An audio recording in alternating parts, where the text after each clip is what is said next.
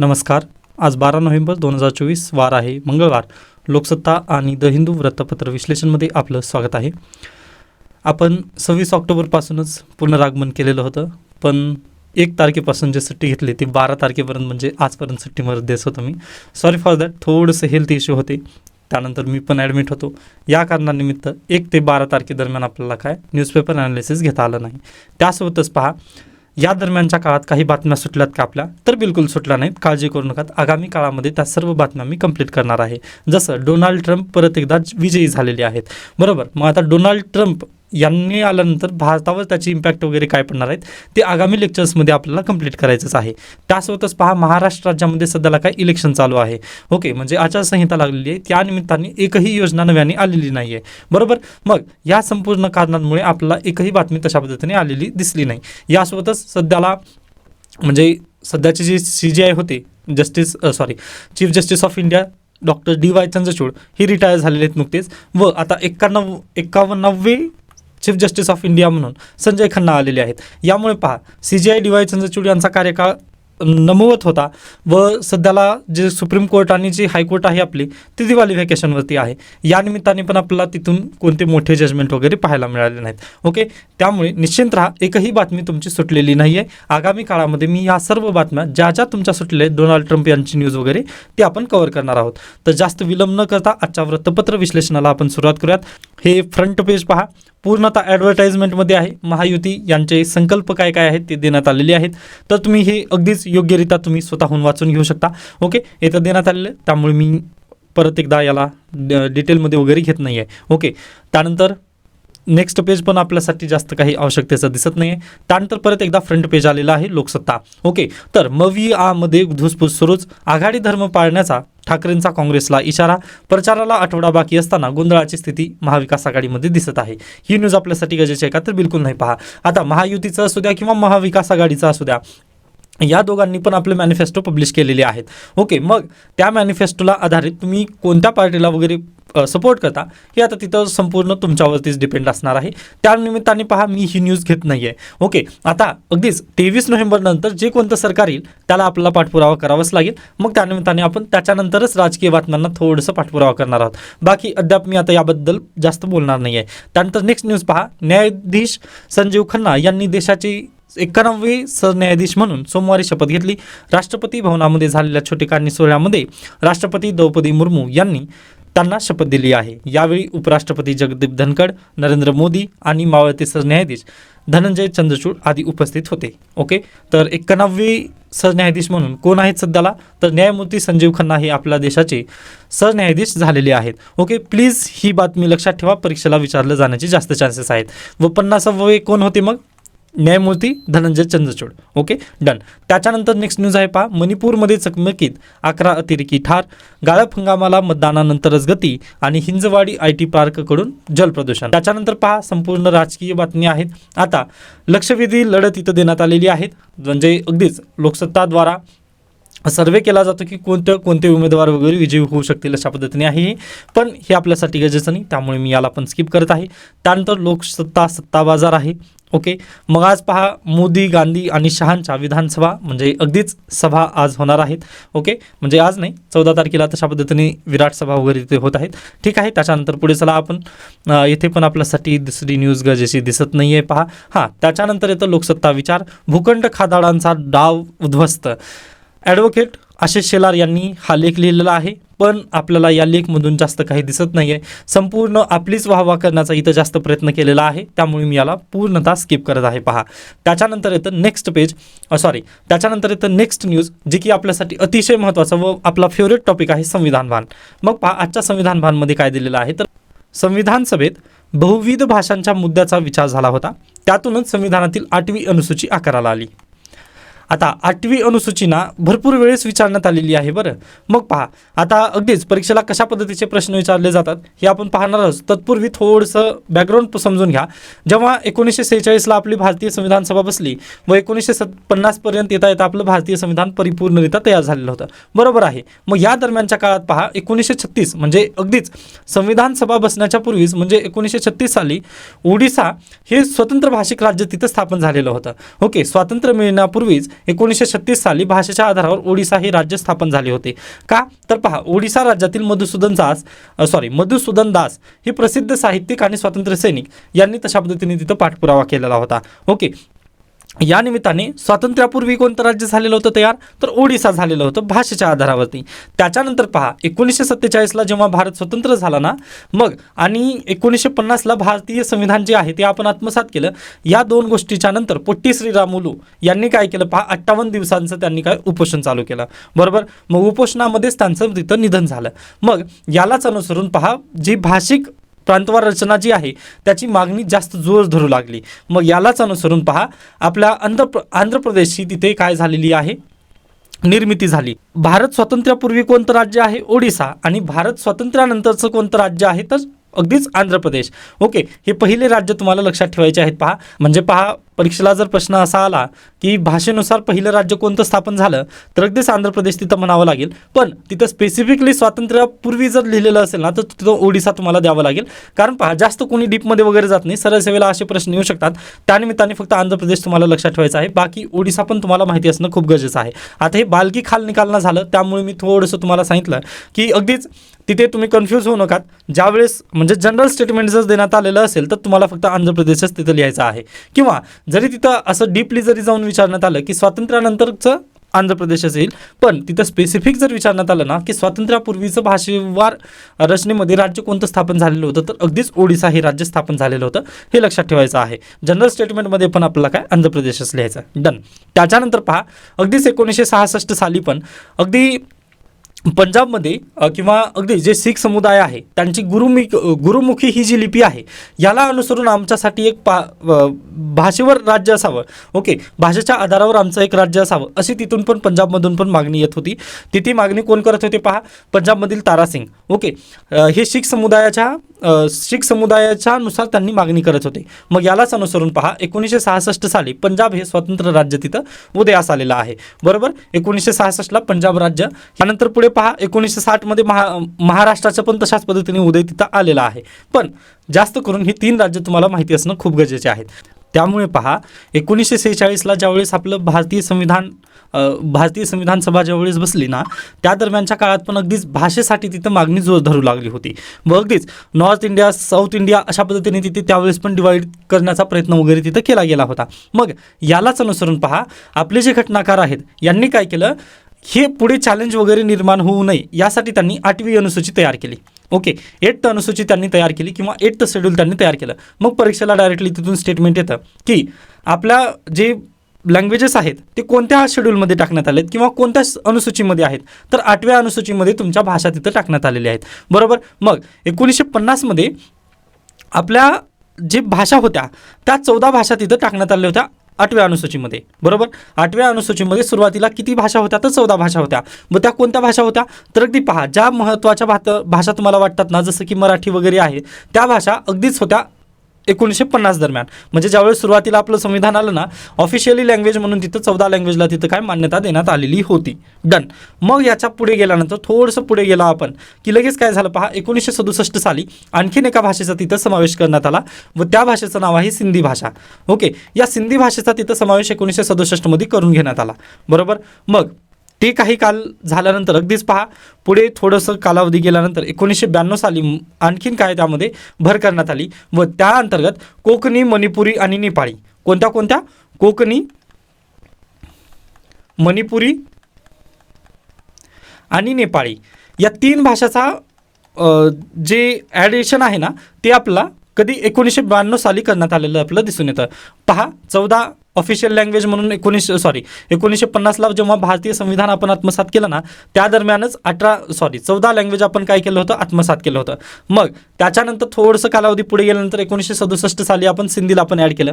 त्याच्यानंतर 1992 साली आपण कोणत्या कोकणी, मणिपुरी आणि नेपाळी या 3 भाषाला आपण ॲड केलं व हा कालावधी गेल्यानंतर 2004चा कालावधी आला व 2004 मध्ये आपण आणखीन 3 भाषांना तिथं ॲड केलं, 4 भाषांना तिथं ॲड केलं व त्या 4 भाषा होत्या पहा, बोडो, डोंगरी, मैथिली आणि संताली.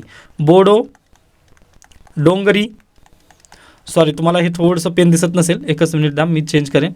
बोडो, डोंगरी, त्यानंतर मैथिली आणि संथेली, मैथिली आणि संथाली या 4 भाषांचा तिथं समावेश करण्यात आला.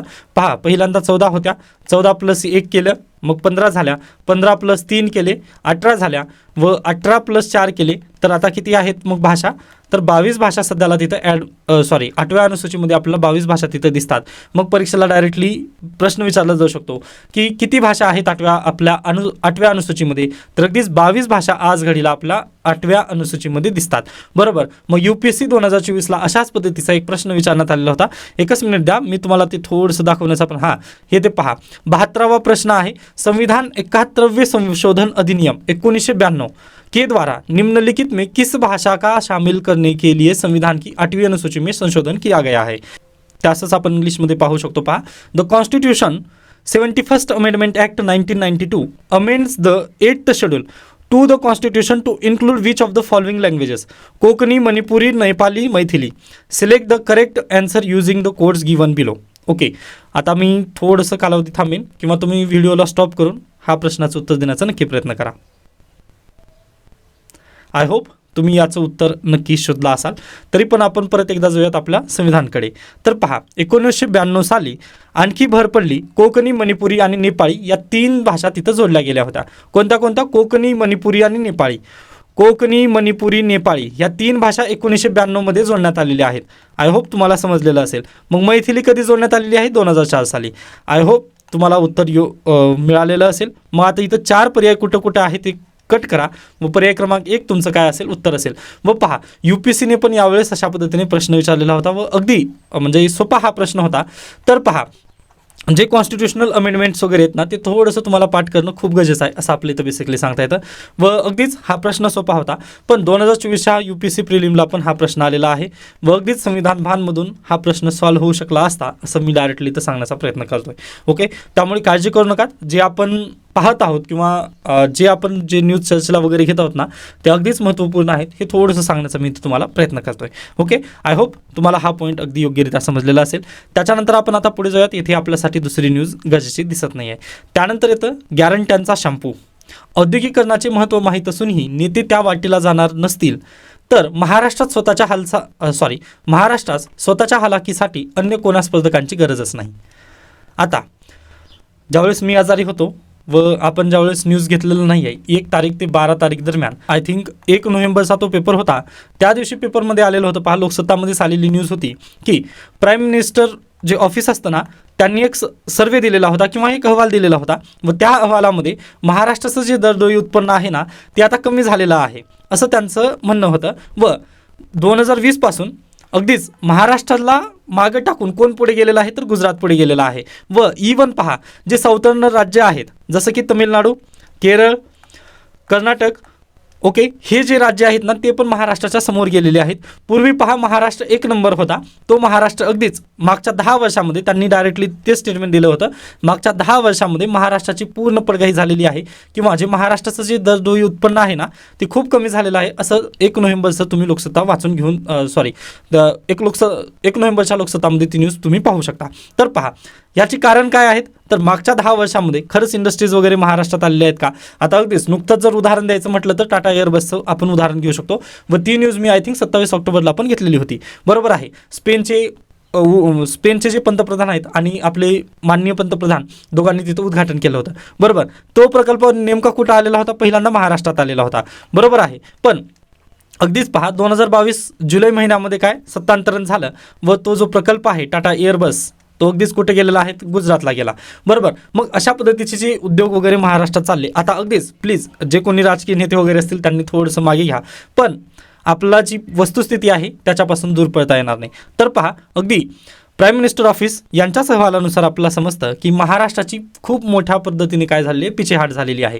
दरडोई उत्पन्न जे आहे ते महाराष्ट्राचं सतत खालावत गेलेलं आहे व हे जी स्थिती आहे ती मागच्या 10 वर्षामध्ये खूपच पडलेली त्यांनी सांगितलेली आहे. बरोबर. मग अगदीच माजी केंद्रीय अर्थ सल्लागार अरविंद सुब्रमण्यम यांनी द फायनान्शियल टाईमला एक मुलाखत दिली. नुकतीच एक मुलाखत दिलेली आहे. मग त्या मुलाखतमध्ये अरविंद सुब्रमण्यम यांनी काय म्हटलेलं आहे पहा, तर अगदी आज घडीला कोण सध्याला जास्त समोर वगैरे जात आहे? तर तमिळनाडू जात आहे.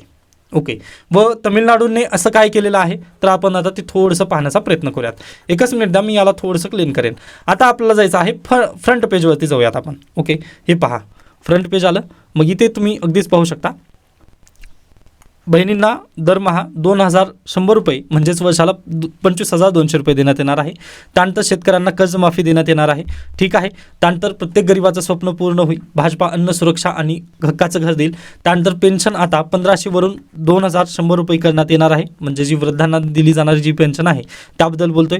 त्यानंतर राज्यात जीवनावश्यक वस्तूंची किमतीत राहणार स्थित आणि 10 लाख विद्यार्थ्यांना मिळणार 10,000 विद्यावेतन आणि 25 लाख रोजगार निर्मिती करणार. ओके, आता तुम्ही हे जे संपूर्ण आणखीन त्याच्या पुढे गेल्यानंतर पहा, अंगणवाडी आणि आशा सेविकांना 15,000 वेतन आणि विमा संरक्षण देण्यात येणार आहे. ओके, वीज बिलात 30% कपात होणार. सौर अक्षय ऊर्जेवर भर देण्यात येणार आहे. आता हे फक्त आपण कोणाचं वाचत आहोत? महायुतीचं संकल्प वाचत आहोत. आता तुम्ही काँग्रेसचं जर असंच वाचलात तर तिथं काय आहे? 3,000 रुपये प्रतिमाह महिलांना देण्यात येणार आहेत. त्यानंतर तुम्ही कर्जमाफी तिथे जर पाहिलात तर 50,000 त्यांना हे देण्यात येणार आहे, प्रोत्साहन व कर्जमाफी केली जाणार आहे असं त्यांचं म्हणणं आहे. त्याच्यानंतर पहा, वृद्धांची पेन्शन तर तिथं आहेच, त्यासोबतच जे बेरोजगार युवा आहेत त्यांना 4,000 रुपये तिथं काय देण्यात येणार आहे पहा, अगदीच कम्पेन्सेशन किंवा भत्ता तशा पद्धतीने देण्यात येणार आहे. आता अगदी आपल्यासाठी ते म्हणजे बेस्ट आहे असं तुम्ही म्हणू शकता, कारण काही न करता 4,000 तिथं मिळतील.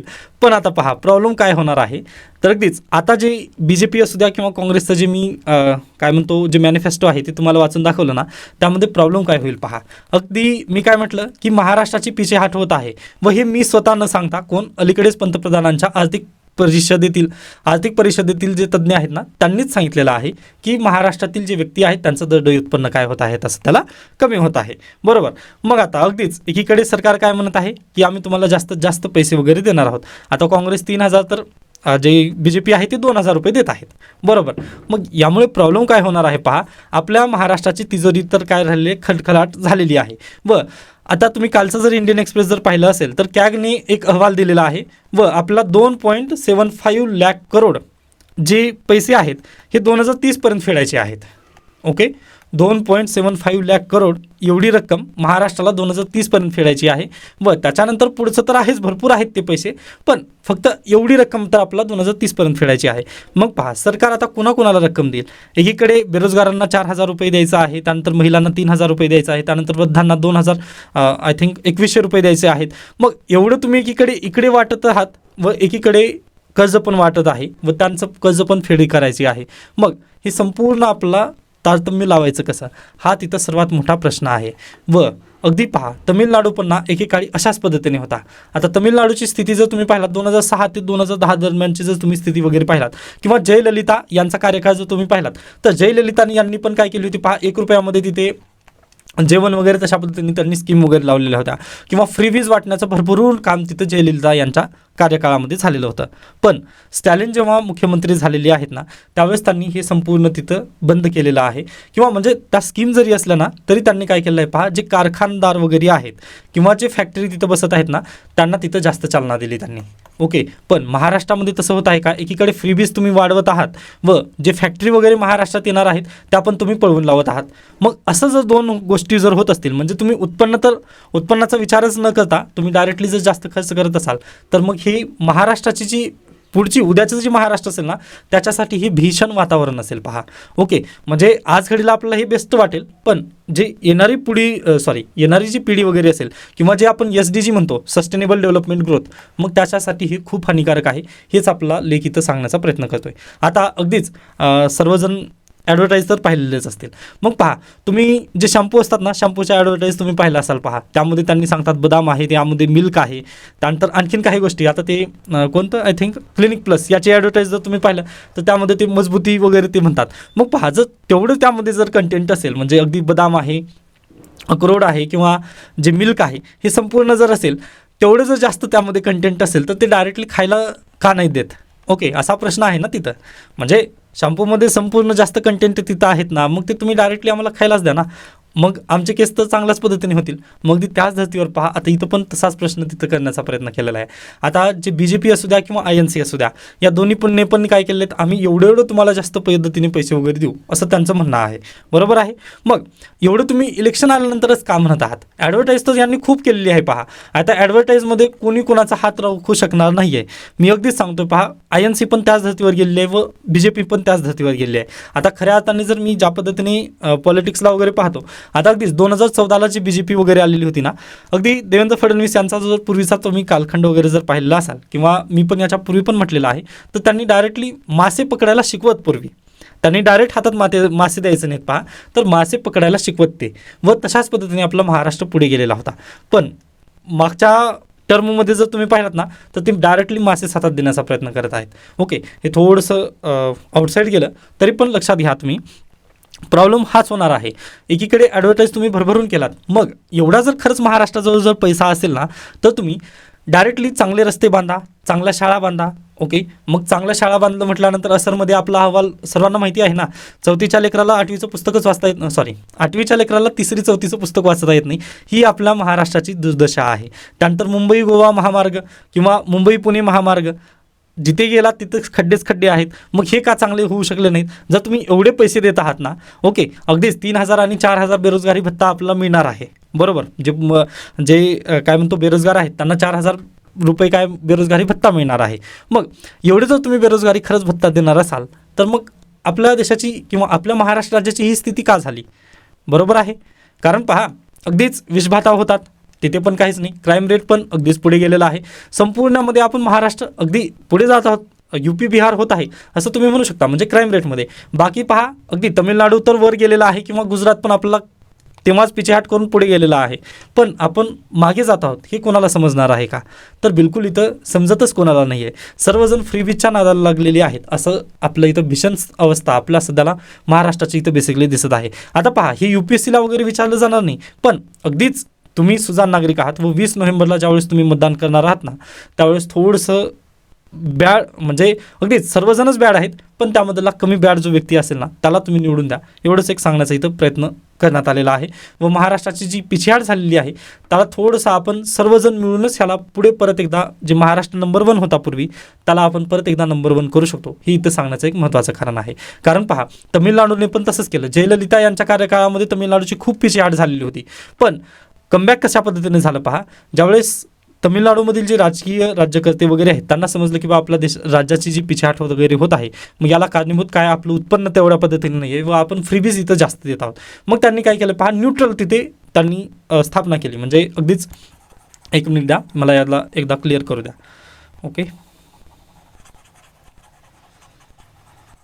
तर पहा, तमिळनाडूचे जे राज्यकर्ते आहेत ना, त्यांनी तशा पद्धतीने समज घेतला की आपण जर एखादी फॅक्टरी जर आपल्या राज्यात येत असेल ना, तर आपण तिथं न्यूट्रल राहायला पाहिजे. ओके, म्हणजे त्या फॅक्टरीचे जे ओनर्स वगैरे आहेत ना, त्यांना आपण त्रास नाही द्यायचा. त्यामुळे पहा, आता ॲपल फॅल्कॉनची जी कंपनी आहे, किंवा जे ॲपलचं जे मोबाईल आपलं असेंबल होतं ते कुठं आहे, तमिळनाडूमध्ये आहे.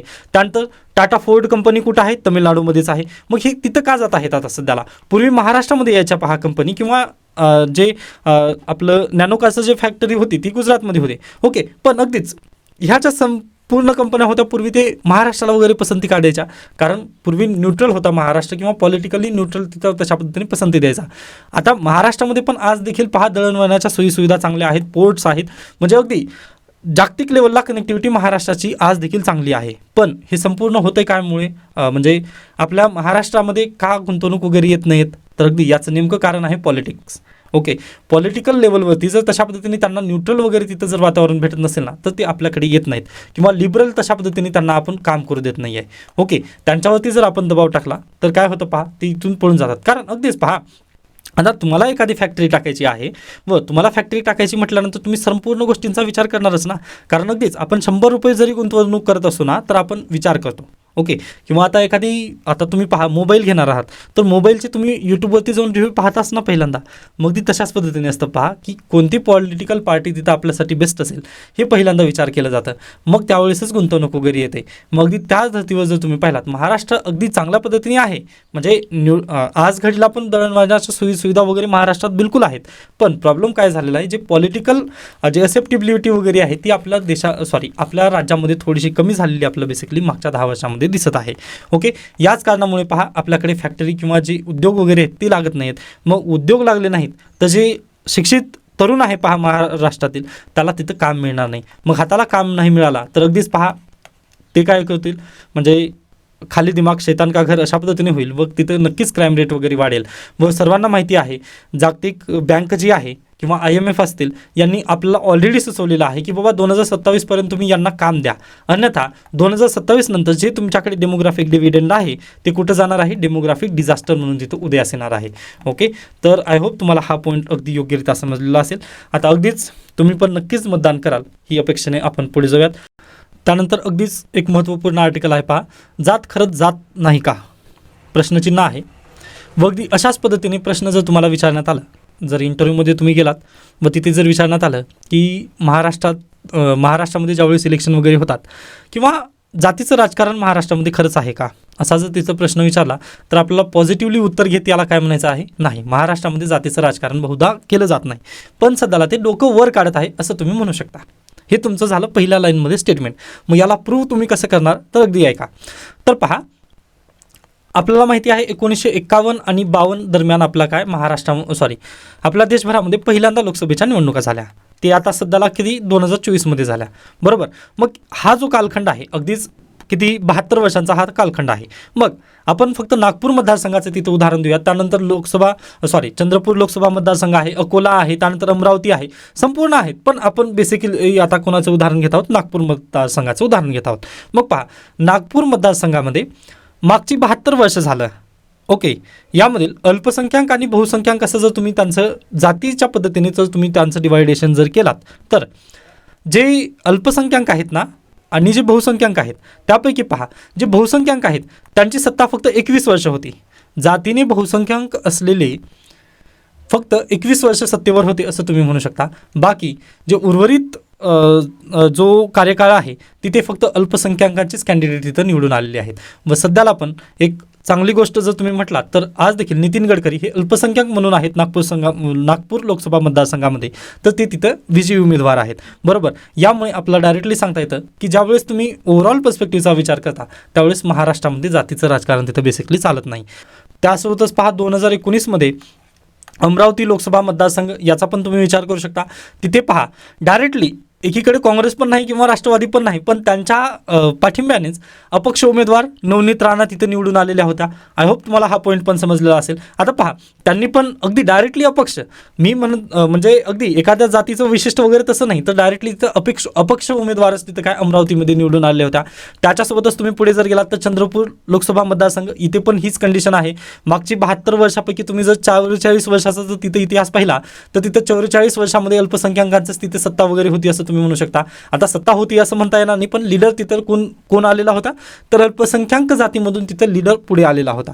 मग दिस पहा, यावरून आपल्याला काय दिसतं की महाराष्ट्रामध्ये आजपर्यंत तरी जातीचं राजकारण वगैरे केलं गेलं नव्हतं. पण तुम्ही कालचीच लोकसत्तामधील एक हेडलाईन वगैरे जर तुम्ही पाहिलीत तर बीडमध्ये किंवा परळी मतदारसंघ जे तुम्ही पाहिलात विधानसभा, तर तिथे काय आले होतं, धनंजय मुंडे यांच्या विरोधात कोण आहेत सध्याला, तर मराठा उमेदवार आहेत असं त्यांनी हेडलाईन दिली होती. मग हे कोण सेट करत आहेत जातीचं नरेटिव्ह वगैरे, तर अगदीच पहा, जे राजकीय पक्ष आहेत ना तेच जातीचं नरेटिव्ह वगैरे तिथं सेट करत आहेत. बाकी पहा, महाराष्ट्रामधून जातीचं राजकारण हद्दपार ऑलरेडी झालेलं होतं, पण ते परत एकदा डोकं वर काढत आहे व ते डोकं वर काढण्यामध्ये कोणाचा हातभार आहे, तर अगदीच राजकीय पक्षांचा तिथं बेसिकली हातभार आहे. ओके, व जे राजकीय पक्ष आहेत यासोबतच जी मीडिया आहे, कंटेम्पररी जी मीडिया आहे ना, यांचा पण तिथं बेसिकली हात आहे. कारण आता अगदीच इथे उल्लेख वगैरे त्यांनी केला आहे की TRPसाठी त्यांनी काय करत आहेत पहा, रवंत करत बसत आहेत. आता एखादी मतदारसंघ आहे, ओके, आता जर आपण घेऊयात उदाहरण, आता अगदीच उदगीर मतदारसंघ तुम्ही जर घेतलात तर SC मध्ये पहा, आता आपल्याला माहिती आहे SC मध्ये पण उपवर्गीकरण जर केलात तुम्ही तर विविध जाती आहेत, बरोबर. मग अगदीच SC ला उदगीरची सीट रिझर्व आहे. पण याच्यामध्ये होतं काय, तर अगदी जी मीडिया आहे ना याला रवंत करायचं जर म्हटलं किंवा TRPसाठी यांनी काय करतात, तर SC मधील हे विशिष्ट जातीचं इकडून उमेदवार आहे, म्हणजे महायुतीचा हा विशिष्ट जातीचा उमेदवार आहे आणि महाविकास आघाडीचा हा विशिष्ट जातीचा उमेदवार आहे असं म्हणत पहा, त्यांनी जातीचं राजकारण सध्याला नरेटिव्ह किंवा हे जे सेट केलं जात आहे, जातीचं राजकारणाचं जे नरेटिव्ह आहे ते सेट केलं जात आहे व त्याच्यामध्ये हात कोणाचा आहे, जास्त करून तर राजकीय पक्ष आणि अगदीच जे सध्याची जी कंटेम्पररी मीडिया आहे, या दोनमुळे परत एकदा जातीचं राजकारण वर डोकं काढत आहे असं तुम्ही तिथं बेसिकली सांगू शकता. ओके, व हेच तुम्हाला इंटरव्ह्यूवरला वगैरे पटवून द्यायचं आहे व इंटरव्ह्यूवर पण तुम्हाला अगदीच चांगल्या पद्धतीने मार्क या गोष्टीवर नक्की देऊ शकतो. पहा, कारण महाराष्ट्राचा तसा इतिहास राहिलेला नाही आहे. जातीचा राजकारणाबद्दलचा महाराष्ट्राचा इतिहास नव्हता, पण सध्याला जर तुम्ही पाहिलात ना तर सध्याला हे जातीचं राजकारण केलं जातं आहे, असं तुम्ही प्लीज लक्षात घ्या. आय होप हा पण पॉईंट तुम्हाला समजलेला आहे. व अगदीच याला जर निबंधामध्ये जर विचारण्यात आलं तर तुम्ही म्हणू शकता की डॉक्टर आंबेडकरांनी म्हटल्याप्रमाणे संविधानातून आपण केवळ राजकीय समता प्रस्थापित करू शकलो आहोत, सामाजिक व आर्थिक समता प्रस्थापित करू शकलेलो नाहीये. मग ही केव्हा सामाजिक वर जी राजकीय समता जी आहे ती केव्हा आपण प्रस्थापित करू शकतो, तर त्याला राजकीय पक्षांनी पण तशा पद्धतीने चालना दिली पाहिजे. पहा, राजकीय पक्ष जोपर्यंत उत्साही असत नाहीत ना समता आणण्यासाठी, तोपर्यंत काहीही केलं तरी इथं समता प्रस्थापित होऊ शकतच नाही, हे तुम्हाला लक्षात ठेवायचं आहे. ओके, व हेच डॉक्टर आंबेडकरांनी ज्यावेळेस शेवटचं भाषण त्यांनी दिलं त्यावेळेस त्यांनी ते म्हटलेलं होतं की आम्ही संविधानाद्वारे संपूर्ण समता तिथं प्रस्थापित करण्याचा प्रयत्न केला, पण जे राजकीय पक्ष आहेत त्यांनी कशा पद्धतीने करतील याबद्दल आपल्याला शाश्वती देता येणार नाही. त्यामुळे शेवटच्या भाषणामध्ये डॉक्टर आंबेडकरांनी म्हटलेलं होतं की तुम्ही राजकीय पंखे होण्यापासून सावध राहा.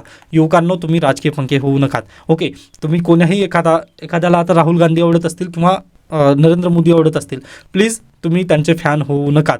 त्यांनी जर गलत काम केलं असेल तर त्याच्या विरोधात बोलणं आपलं कर्तव्य आहे. व याच्यापूर्वी पण म्हणजे 26-27 ऑक्टोबरला ज्यावेळेस आपण लेक्चर घेतलं होतं त्या दरम्यान पण मी तेच म्हटलेलं होतं की जे आपले पहिले निवडणूक आयुक्त होते सुकुमार सेन यांनी पण तेच म्हटलेलं होतं की तुम्ही पहिल्यांदा तिथं विरोध करायला पहिल्यांदा पुढे या.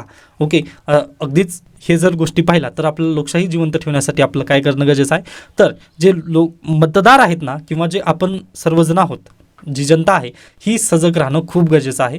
व हेच लेख इथं बेसिकली सांगण्याचा प्रयत्न केला गेलेला आहे. आय होप हा पण तुम्हाला पॉईंट समजलेला असेल. पण पहा, काही जण असतात आता IT सेल ब्रेनवॉश वगैरे झालेले आहेत. अगदीच आपण जर सुजाण राहिलं नाही तर अगदीच जे IT सेल वगैरे आहेत त्यांनी ब्रेनवॉश करण्यात नक्कीच प्राधान्य तिथं मिळवलेलं आहे. व अगदीच आज घडीला जरी महाराष्ट्रामध्ये आपल्या जातीचं राजकारण केलं गेलं नसेल, पण उद्या चालून IT सेल आणि जे ब्रेनवॉश आहे त्यांनी जर तशा पद्धतीने जर नरेटिव्ह वगैरे पसरला तर अगदीच पहा आपल्याकडे परत एकदा जातीचं राजकारण तिथं वर डोकं काढू शकेल. ओके, त्यामुळे ही भीती आहे. यासाठीच आपल्या सर्वांना एक सुजाण नागरिक या पद्धतीने कर्तव्य आपलं पार पाडायचे आहेत. डन. त्याच्यानंतर आपण पुढे जाऊयात. COP29ची चर्चा एवढी का? आता पहा, COP29 हे काय आहे, तर अगदीच पहा, जे क्लायमेट चेंज होतं ना आपलं, ते क्लायमेट चेंज रोखता यावं यासाठी ह्या परिषदा बसतात. आता ही परिषद कधीची आहे? 29वी ही परिषद बसलेली आहे. कुठं बसलेली आहे? अझरबैजान या देशामध्ये कोणतं राज्य आहे पहा, राजधानीचं शहर आहे बाकू. अझरबैजान बाकू या शहरामध्ये काय COP29ची परिषद बसलेली आहे. व आपल्या देशाचं पण एक शिष्टमंडळ तिथं काय झालेलं आहे, रवाना झालेलं आहे.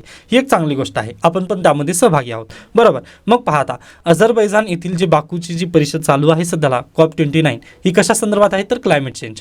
ओके, म्हणजे क्लायमेट चेंज, आपलं जे क्लायमेट चेंज होत आहे ना त्याला होऊ नये यासाठी काय प्राधान्य करता येईल या चर्चेसाठी हे बसलेले आहे तिथे मीटिंग. ओके, मग आता पहा, हे जे हे जे COP29 मीटिंग आहे सध्याला ती एवढी चर्चेत वगैरे काय येण्याची कारणं, तर पहा सध्याला 2 वॉर चालू झालेले आहेत. आता ही न्यूज ना आपण इंडियन एक्सप्रेसमधून चांगल्या पद्धतीने समजून घेऊ शकतो. एकच मिनिट द्या, मी थोडंसं तुम्हाला पुढे नेण्याचा प्रयत्न करेन. कुठे गेली न्यूज ती? नाही, ही CGI बद्दलची आहे. ही 2 एडिटोरियल आहेत. ओके, एकच मिनिट द्या. हां, हे पहा इथे.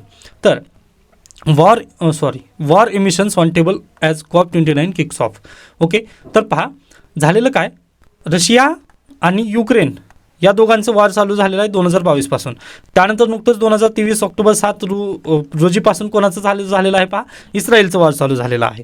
बरोबर. मग अगदीच गाझा स्ट्रीप आणि हे जे 2 वॉर सध्याला चालू आहेत यामुळे काय देशभरामध्ये किंवा हे जे वॉर चालू झालं यामुळे अगदीच इथं पण काय होत आहे, इमिशन होत आहे. मग हे वॉर थांबावं यासाठी तिथं काय निदर्शने चालू झालेली आहेत COP29च्या परिषदेसमोर. ओके, हा एक महत्त्वाचा मुद्दा आहे. त्यानंतर नुकतंच काय झालेलं आहे पहा, USA कोण जिंकून आले आहेत, डोनाल्ड ट्रम्प हे यशस्वी झालेले आहेत. ओके, विजयी झालेले आहेत असं तुम्ही म्हणू शकता. मग डोनाल्ड ट्रम्प विजयी झाल्यानंतर पहा झालेलं काय नेमकं, तर थोडंसं बॅकग्राऊंड आपण समजून घेऊयात. तर 2009 साली कोपनहेगनमध्ये अशाच पद्धतीने COP भरलेली होती, म्हणजे क्लायमेट चेंजची परिषद भरली होती.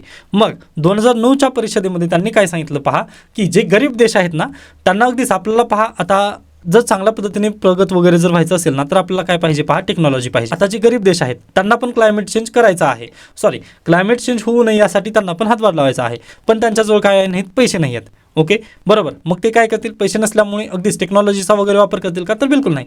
जे पूर्वीपासून लाकड वगैरे जायचं आहे तेच प्रथेवर वगैरे ते पुढे जातील.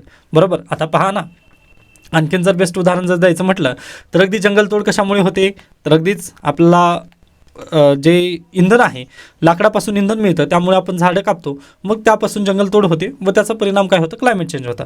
अगदी तशाच पद्धतीने पहा. मग आता ही जंगलतोड होऊ नये यासाठी आपण काय करू शकतो, LPG सिलेंडर वगैरे आहेत त्याचा आपण तिथे इंधन म्हणून वापर करू शकतो. मग हे इंधन म्हणून वापर करण्यासाठी पण काय लागतात, आपल्याकडे पैसे लागतात. मग हेच पैसे देण्याचं काय केलं होतं पहा, 2009 साली कोपनहेगनमध्ये ज्यावेळेस सभा भरलेली होती ना, त्यावेळेस त्यांनी काय केलं होतं, जे बडे देश होते त्यांनी काय म्हटले की आम्ही तुम्हाला काय करू, $100 लाख तुम्हाला पैसे नक्की देऊ, असं त्यांनी इतकं वचन दिलं होतं 2009 मध्ये. कधीपर्यंत देऊ, $100 दशलक्ष आम्ही 2015 पर्यंत तुम्हाला देऊ, असं त्यांनी काय केलं होतं पहा, तिथे वचन दिलं होतं. जे बडे देश आहेत, विकसित देश आहेत ना, त्यांनी छोट्या गरीब देशांना म्हटलं की आम्ही तुम्हाला $100 दशलक्ष देऊ, असं त्यांनी सांगितलं 2015 पर्यंत. बरोबर. मग 2015 पर्यंत आले तरी पण यांना पैसे मिळाले का, जे गरीब राष्ट्र आहेत, आफ्रिकन कंट्रीज वगैरे आहेत, त्यांना तिथं पैसे मिळाले का, तर बिलकुल नाही. मग यांनी काय म्हटलं, आता 2015 नाही तर आम्ही काय करू पहा, 2025 पर्यंत आम्ही तुम्हाला किती पैसे देऊ, तर $661 दशलक्ष देऊ, तोपर्यंत तुम्ही तशाच पद्धतीने काम करा, असं त्यांनी म्हटलं. 2025 पर्यंत आता पहा, $100 दशलक्ष $661 दशलक्ष आता तेवढी रक्कम त्यांना गरीब राष्ट्रांना त्यांनी देण्याचं त्यांनी हे केलेलं आहे, वायदा केलेला आहे, पण ती रक्कम अद्याप एकाही देशाने दिलेली नाही आहे. मग हेच तर तिथं बेसिकली मुख्य प्रॉब्लेम आहे. पहा, क्लायमेट चेंज सगळ्यांना करायचं आहे, मान्य आहे, पण त्याला समोर कोणी येत आहे का, तर बिलकुलच नाही. हे 2015 पर्यंत त्यांनी काय म्हटलं की आम्ही 2025 पर्यंत पैसे देऊ.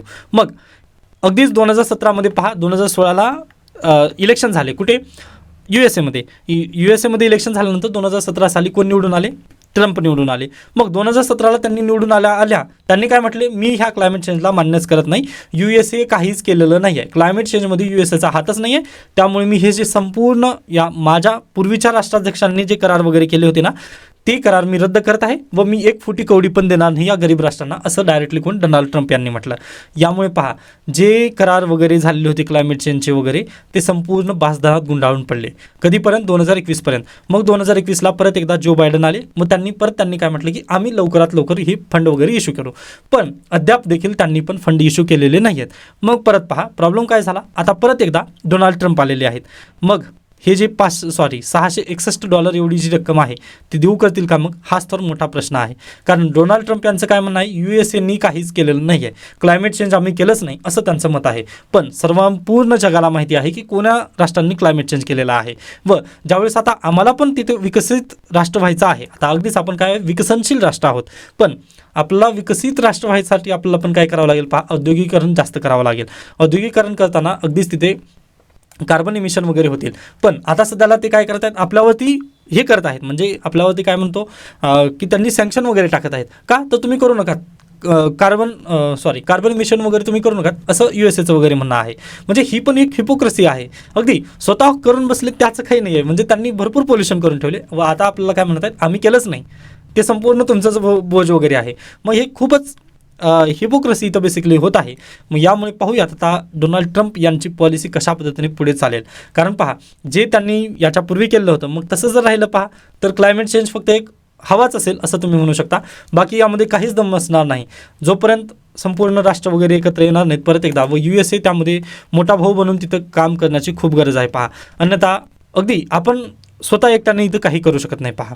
ओके, म्हणजे करायला आपण करू नक्की, फक्त भारत बरं होईल, पण अगदीच जर तुम्ही पाहिलात तर आजचीच इंडियन एक्सप्रेसमधील न्यूज आहे. एकच मिनिट द्या, परत एकदा आपण फ्रंट पेजवरती जाऊयात. तर इथे पहा, हे पहा, आता ज्या पद्धतीने दिल्लीमध्ये एअर पोल्युशन होतं ना, अगदी त्याच धर्तीवर पाकिस्तानमध्ये पण एअर पोल्युशन झालेलं आहे व 17 तारखेपर्यंत येथील शाळा त्यांनी बंद केलेल्या आहेत. पंजाब जे प्रोव्हिन्स आहे पाकिस्तानमधील, तिथली ही घटना आहे पहा, पेशावर. ओके, तर अगदी म्हणजे क्लायमेट चेंज ही फक्त भारताची समस्या नाही आहे, तर संपूर्ण जगाची समस्या आहे. हे संपूर्ण जगाला पण ओळखणं खूप गरजेचं आहे पहा. त्यानंतर पहा, जर आपण गरीब राष्ट्रांना जर पैसे दिले नाही ना, तर अगदीच ते काय करतील, आता नुकतंच गेल्या वर्षीचं उदाहरण आहे, ब्राझील हे राष्ट्र तुम्हाला माहितीच आहे. ओके, ब्राझीलने काय केलं, डायरेक्टली अमेझॉन जे फॉरेस्ट आहे ना, त्यांचं फॉरेस्टच कापण्यास त्यांनी सुरुवात केली. का, तर पैसे नाही आहेत पहा. अगदी त्यांना इंधनाची तर गरज आहेच ना, ओके, त्यांना जमिनीची गरज आहेच ना. मग ते काय करतील, जर तुम्ही आम्हाला टेक्नॉलॉजी प्रोव्हाइड करत नाही ना, तर आमच्याकडे पण जमिनी आहे. व अमेझॉनचं जर फॉरेस्ट गेलं तर अगदीच त्याला आपण काय म्हणतो, तर आपलं जगाचं ती लंग्स आहेत, बरोबर, जगाची फुफ्फुसं म्हणून आपण ब्राझीलला अमेझॉनला ओळखतो. मग ती जर अमेझॉनचं फॉरेस्टच नसेल तिथं, मग किती दुप्पट पद्धतीने वगैरे पोल्युशन होईल पहा. यासाठीच आपल्याला काय COP29ला थोडंसं सिरियसली घेणं गरजेचं आहे, असं तुम्ही इथं बेसिकली या न्यूजवरून म्हणू शकता. ओके, त्याच्यानंतर पहा, दुसरीकडे न्यायमूर्ती संजीव खन्ना यांनी शपथविधी घेतलेली आहे. त्यानंतर पहा, धर्म प्रदूषणाला प्रोत्साहन देत नाही, फटाकेबंदी न राबवल्याबद्दल सर्वोच्च न्यायालयाकडून दिल्ली पोलिसांची रखडपट्टी. त्यानंतर हवामान परिषदेमध्ये आर्थिक पॅकेजवर लक्ष. ओके, या संपूर्ण न्यूज आहेत. त्यानंतर आणखीन एक आहे करिअर वृत्तांतवरती एक चांगली न्यूज पहा. तर नीतिशास्त्र, सचोटी आणि नैसर्गिक क्षमता, विक्रांत भोसले सरांचा हा लेख आहे. तर अगदीच पहा, खूप गरजेचं आहे. सर्वांना माहिती आहे आपल्या UPSCमध्ये GS4 हे कशासाठी आहे, तर इथिक्स हा पेपर आहे, बरोबर. मग इथिक्समध्ये पहा, आपल्याला 3 पद्धतीने इथिक्सची डिवायडेशन करता येतं. तर पहिलं आहे नैतिक तत्वज्ञान, दुसरं आहे सामाजिक मानसशास्त्र आणि तिसरं आहे लोकप्रशासन. या 3 विषयांचं बनून आपला GS4 हा 250 मार्काचा हा पेपर येतो, बरोबर. मग यापैकी 125 जे गुण असतात ना, ते केस स्टडीवरती असतात व 125 गुण पहा, त्यामध्ये मानवी संबंधातील नीतिशास्त्र, भारतीय आणि पाश्चात्य तत्त्वज्ञान यांचे योगदान, लोकप्रशासनाचा तात्विक आधार, वृत्ती, भावनिक बुद्धिमत्ता म्हणजे इमोशनल इंटेलिजन्स आपल्याला आहे पहा. त्यासोबतच लोकप्रशासनामधील सनदी सेवकांची मूल्य आणि क्षमता, लोकप्रशासनातील मूल्य आणि नीतिमत्ता, प्रशासनातील नैतिकता, या संपूर्ण गोष्टींवर अशा पद्धतीने 250 मार्काचा हा GS4 पेपर असतो. मग याला स्टडी कसं करायचं हे संपूर्ण चांगल्या पद्धतीने त्यांनी दिलेलं आहे. तर प्लीज हा लेख तुम्ही वाचून घेऊ शकता. तर याबद्दल काही शंका, काही सजेशन असतील तर नक्की मला सांगू शकता. धन्यवाद.